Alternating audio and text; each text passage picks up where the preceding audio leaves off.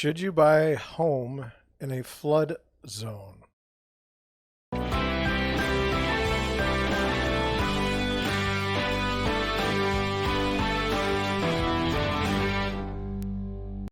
Good afternoon. So, got an interesting situation. I was talking to some of my buyers the other day, and they picked out a house, and I was looking at it, and it was priced lower than the others. And they're like, "This looks like a great house. Can we set up a showing and go see it?" And I was like, "Well, I don't see why not." And so I went and I looked in the disclosures. Said it was in a floodplain. I looked on the flood map. It was 100% in a floodplain. And I had a conversation with them, and I kind of wanted to go over it with you. Um, flood, you should care if your house is in a floodplain or not. Um, that's about as far as I got with it. But let me just go through the scenario. I didn't really pick this off the internet or anything. I put it together myself. So let's just go over it. So let's just say you find yourself that perfect home. It's gorgeous and priced right too. Why is the house priced lower than similar houses you've seen? What are you missing? Well, the answer is it's a flood zone. Is it still a great deal? I don't think so, but maybe. Why don't I think so? Well, there's a couple reasons. One, the lender requires you to get flood insurance, which has a cost, likely in the $1,000 range, which never goes towards the equity of your house. If your house were to flood, it would be a mess. And finally, there are other homes out there that aren't in a flood zone. Pick from one of them. It's not really that hard to find homes that aren't in flood zones, at least here in St. Louis. Now, I'm not talking about coastal mansions, okay?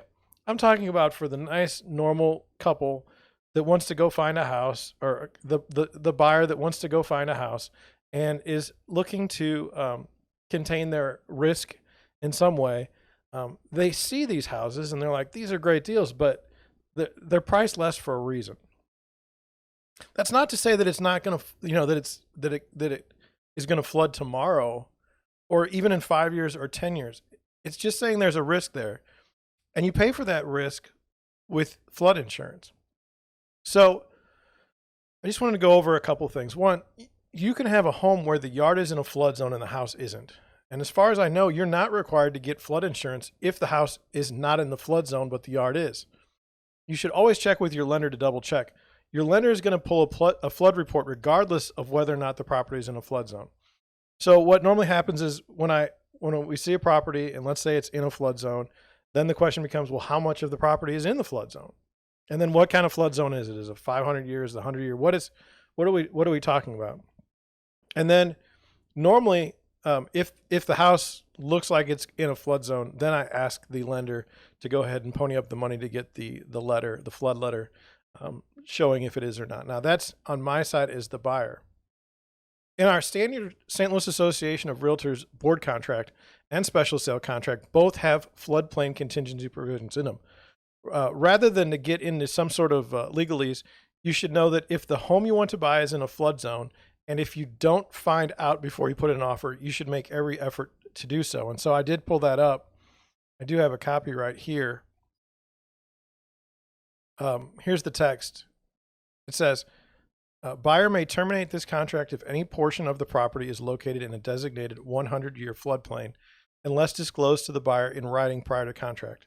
If terminated, the earnest money may be returned to buyer subject to paragraph 12. Failure by buyer to terminate within 10 days of actual knowledge of 100-year floodplain or by closing, whichever occurs first, shall be deemed a waiver by the buyer of this contingency.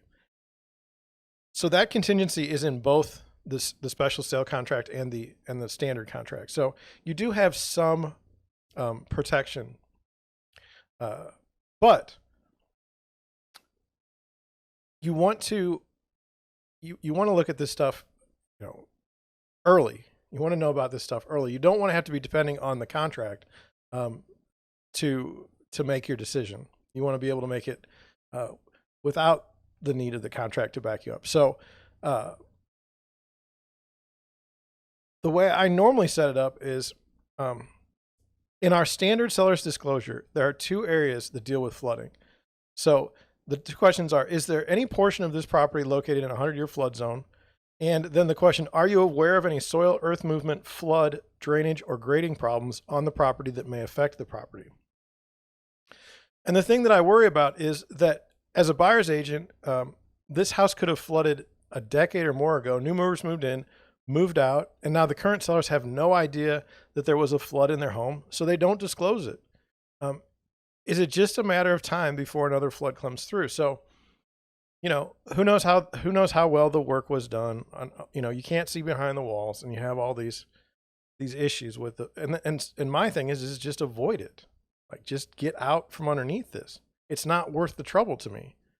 One of the things that's really terrible about this is a flood zone is the flood maps change, and this can have a devastating effect on your home's value. It's completely possible you can buy a home and it's not in a floodplain, and then the map gets updated and now you are. There's a stigma about floodplain properties, and you typically see it in the sales prices. Like in our first example, there's this cute house priced below similar homes, but there doesn't seem to be an obvious reason until you find out that it's in a flood zone. So by then they've kind of already hooked you. You already want to go and take a look at it because it's cute, okay? And it's priced lower than the rest of the houses. And then you get in there and it's nice, right? This is a nice house. I really want to put an offer on it. And you start kind of discounting the fact that it's in a flood zone.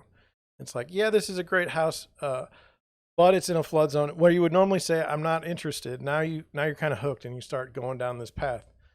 And to me, you want to know if a home is in the flood zone early in the process.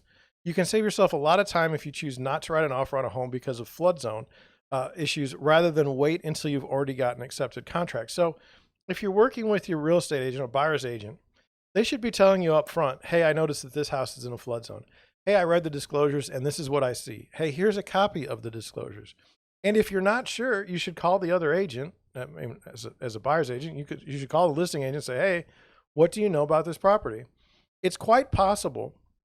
Two things normally happen. One, if the listing agent knows that it's in a flood zone and they know that, it's only a portion of the property and not the entire house, they will write in the agent remarks, hey, this house, a portion of it is in the flood zone, but you don't need flood insurance. They'll write something like that. Or when you call them, they'll just say, yes, this is what we found out so far. Be sure to double check with your lender. And that's how that goes. One of the interesting things I saw about flood insurance is that when you go to buy a house, there's no wait period. However, if you go and buy flood insurance independent of closing on the home, there's a 30-day wait period, which, I mean, I get it. I know why they're doing it, but I just find it kind of fascinating. Another thing about flood insurance is it's subsidized and it never seems to ever go down.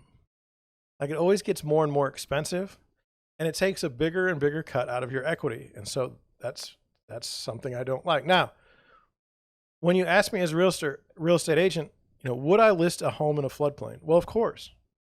Some buyers really do think that they're getting a great deal and are prepared to deal with the potential risks of flooding. I'm giving you what I would honestly tell my buyers.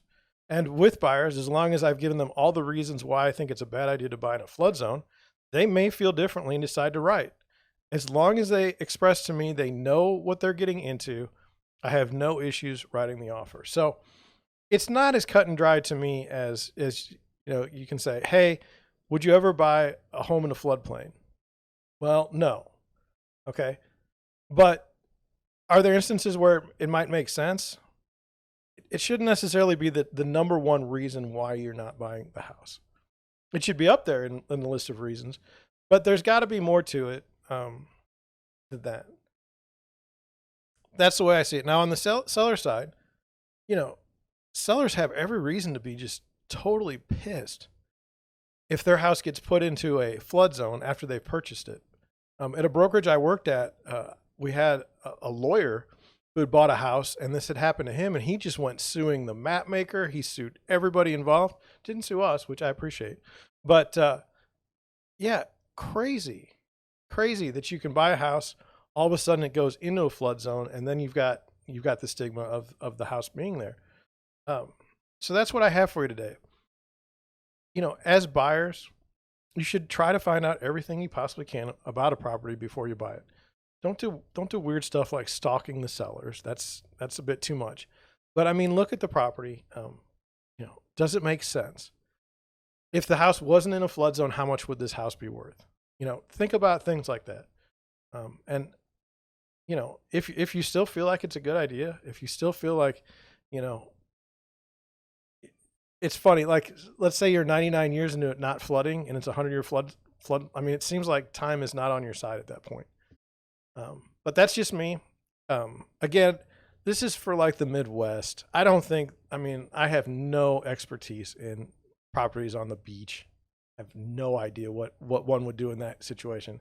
But just around here in St. Louis, around the Midwest, where we have these flood zones, you know, pay attention to the maps and work with your agent to try and find a solution that works best for you. That's all I have for you today. Thank you for watching. Thank you for listening, and I'll catch you on the next one.